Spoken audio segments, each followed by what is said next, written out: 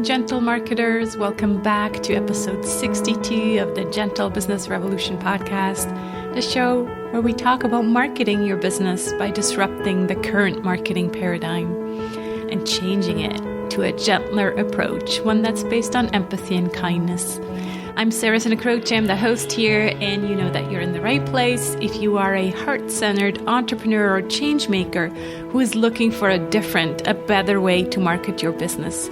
Or you might also be a marketing impact pioneer. So that's an individual working in an organization who does business for good. Today, I'm back with a solo episode, and this time I'm talking about the fourth P of the gentle marketing mandala, the P that stands for product. If you don't know what I'm talking about, you can download your one-page marketing plan in the shape of a mandala at santacroce.com/one page, the number one and page. In fact, for most of us, we are in the service business, so not so much in the product business. But product, let's just say it stands for service and product because, you know, it had to start with a P. So that's why product and service go under the same thing. So one of the points in the Gentle Marketing Creed that is in the Gentle Business Manifesto, if you haven't seen that, that's at thegentlebusinessrevolution.com. You can download it without an opt-in. And it will also be in the upcoming Gentle Marketing book. So in that Gentle Marketing Creed, I basically describe how we as gentle marketers see the world. And so one of the points says, we make the world a better place. Everything we do aims to make this world we live in a better place. Our products and services, our relationships, and our communications. So that is super important to us as marketers, as gentle marketers. And I also, under the one-page marketing plan mandala, I ask, under the P for product, I ask the following questions. Is your product or service description of this program or project or whatever you're putting out in the world aligned with your passion, with your ideal client and your values? Does your product or service reflect your unique personality and superpowers? Is your offer beautiful and well designed? And how can you position and design your product or service in a way that your ideal client gets it? So in today's episode, I want to explore this topic a little bit more and especially explore one tool that can help us think about this. And that tool is the 17 Sustainable Development Goals. I'm going to tell you a bit more about them in a minute, but before we dig in, just real quick, another plug for the Gentle Marketing Revolution Kickstarter campaign that starts next Tuesday, December 1st. And I really see it as a gentle way to bring attention to the cause. So the cause being giving hype marketing, a total reframe. And yes, it's also a gentle book launch, but really I don't see it about the book. It's not about the book. It's about the movement. It's about what's in the book, right? And I envision it as a fun event with a lot of sukha. I think I said on a previous episode that I was painting this image of sukha and a full moon, and sukha is Sanskrit and stands for joy and ease. And that's really what I want this event to feel like. And you know, to be very honest with you, every now and then I have these moments of doership. How many more podcasts can I put out there? How many more, Facebook stuff can I put out there? And then I go back to, no, sukha. It has to be joyful. Otherwise, I don't do it. So, yeah, that's how I envision the event. So I really hope to see you over there at sarahsantacroce.com/Kickstarter. Okay, back to the SDGs. So SDGs stands for the Sustainable Development Goals. And they were set forth by the United Nations and adopted by all United Nations member states in 2015. They serve as a universal call to action to end poverty, protect the planet, and ensure that all people enjoy peace and prosperity by 2030. So they're really a set of global goals. And I'm going to give you the full list, but it actually is really helpful to see them in a nice visual. And I posted that on the show notes page at sarahsantacroce.com/GBR62. But I'm going to read you the full list. So number 1 is no poverty. Goal number 2 is zero hunger. Goal number 3 is good health and well-being. Goal number 4 is quality education. Goal number 5 is gender equality. Goal number 6 is clean water and sanitation. Goal number 7 is affordable and clean energy. Number 8 is decent work and economic growth. Goal number 9 is industry, innovation, and infrastructure. Goal number 10 is reduced inequalities. Goal number 11 is sustainable cities and communities. 12 is responsible consumption and production. Goal number 13 is climate action. Goal number 14 is life below water. Goal number 15 is life on land. 16 is peace, justice, and strong institutions. And goal number 17 is partnerships for the goals. Again, you can find the visual for these 17 goals at sarahsantacroce.com/GBR62. In the book, I share about an example of a company who basically, has made one of these goals their driving force or their why. So Patagonia, a B Corp certified company, is one of those examples. And the founder, Yvon Chouinard, was passionate about rock climbing. So on a trip to Scotland, he bought a rugby jersey that he then wore for rock climbing. And after a few months, he noticed that the tough fabric of the jersey withstood climbing better than anything else he had ever worn. And he knew he was on to something. Today, Patagonia is one of the world's leading environmentally friendly clothing brands. But they do more than clothing. They're committed to teaching and training the next generation of environmental activists to accomplish their mission of finding a solution to the climate crisis.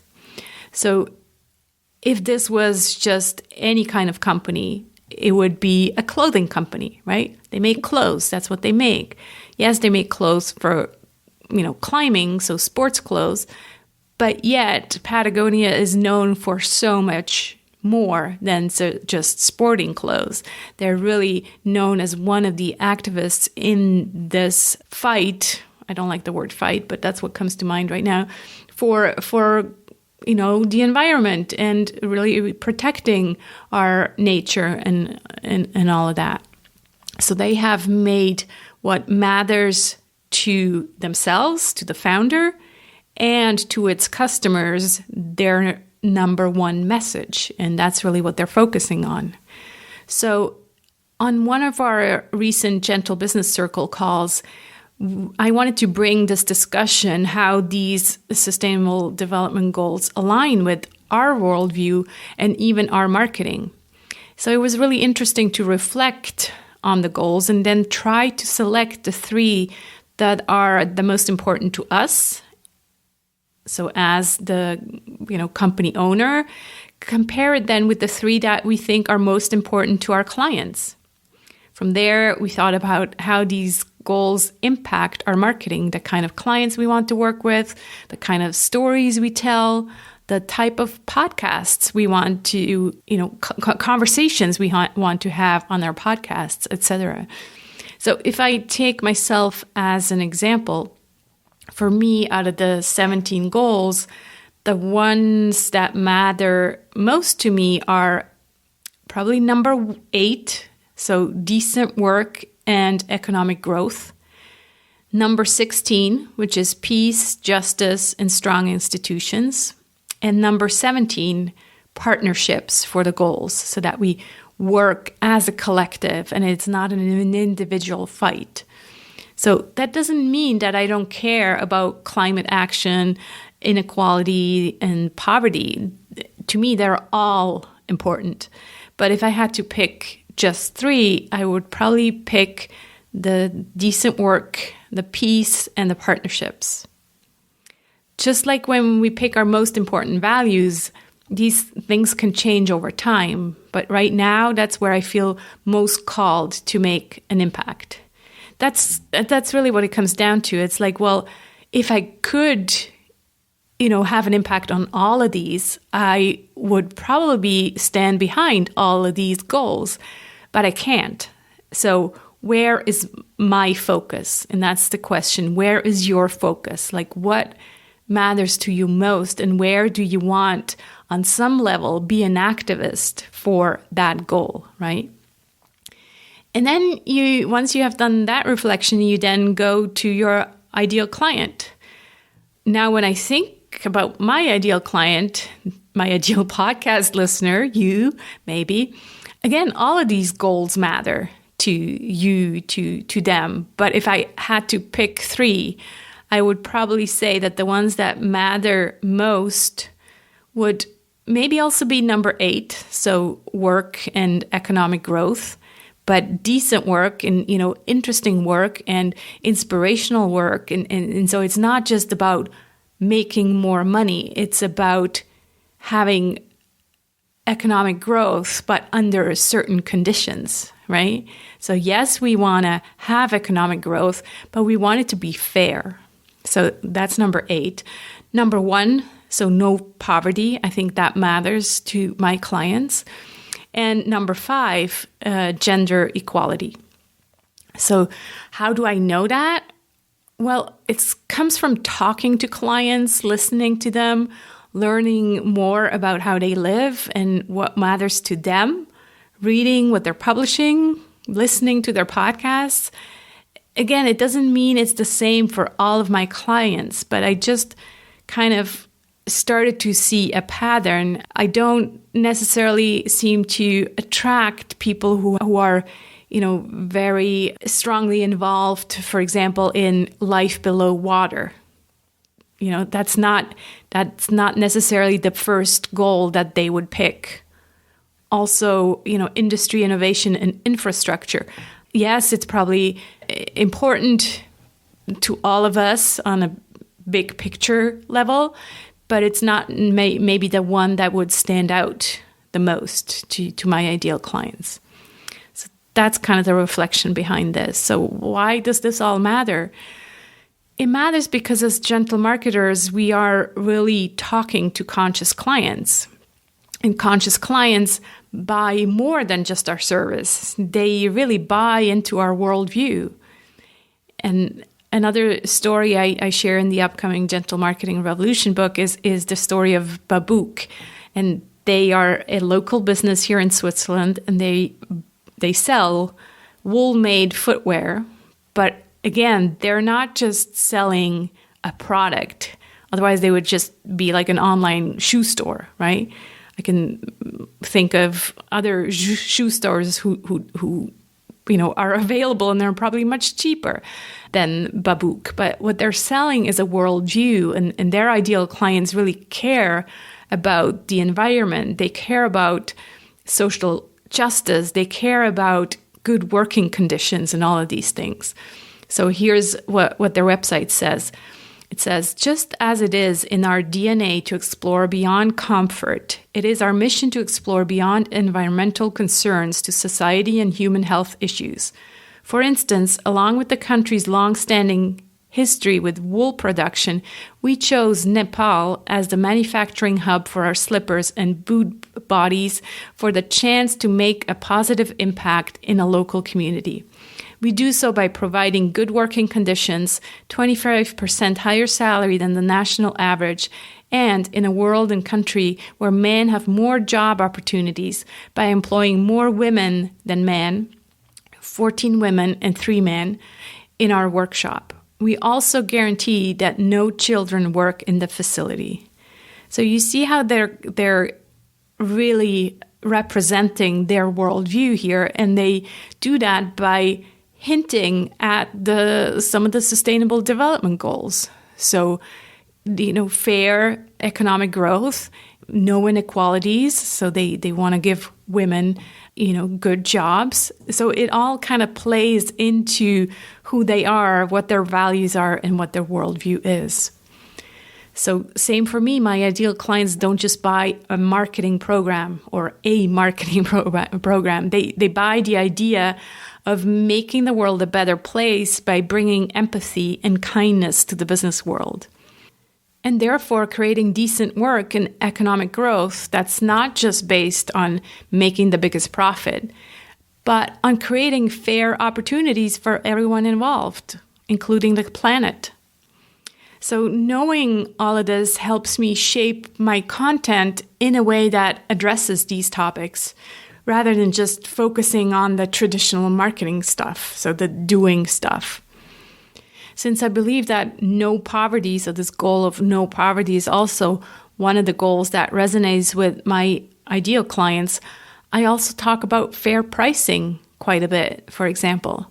So bringing this fair approach to making money into the equation. And I'm not pretending that that's going to solve the world's poverty problem, but it shows that I care beyond my own wealth and well-being. My friend and previous guest on episode 59, Sarah Young, if you haven't heard that episode, it's at sarahsantacroce.com/GBR59, where we talk about the triple bottom line. She goes a step further and clearly displays on her homepage that she's giving back 1% of her revenue to the planet. So you can look that up at 1percentfortheplanet.org, all in letters. And I found that really interesting. And I looked into it, but I'm still searching for kind of a more European version of this idea where you can support also European-based companies. If you know one, please let me know in the comments. So these are some reflections regarding these 17 sustainable development goals. And if that's of interest to you, again, visit the show notes at sarahsantacroce.com GBR62. I'll include some links that you might find useful. For example, when I was sick with COVID, I signed up to attend an online course to learn more about the SDGs. And I'll include a link to that online training. The course is called How to Achieve the Sustainable Development Goals. And it was brought forth by the United Nations, and it was really, really good information about the goals. There's also, obviously, United Nations website about the Sustainable Development Goals itself, so we'll link to that as well. I have to admit, I'm myself very interested in this topic and will definitely further explore, and also bringing guests that have expertise in this area. So if you're listening to this and think you'd be a good fit for the show, or you know someone who you think I should definitely talk to, please reach out. I'd love to have a conversation about that. Next week, I'll be talking about the Kickstarter campaign and the crowdfunding approach. Just like with the book updates, I'll be posting short episodes every Wednesday in December to let you know how I get on with the Kickstarter. Stats and figures, yes, but also feelings and mistakes, ups and downs, successes, recommendations, etc. All with the idea to help you understand if using such an approach might be good for one of your projects, because I really think it's intriguing for a gentle approach to launching something and launching it with the community, right? So I hope you enjoyed this episode. Please let me know in the comments on the show notes at sarahsantacroce.com/GBR62. You can also send me a voice message at sarahsantacroce.com/ask. Love to hear from you. Let's be the change we want to see in the world. Talk soon.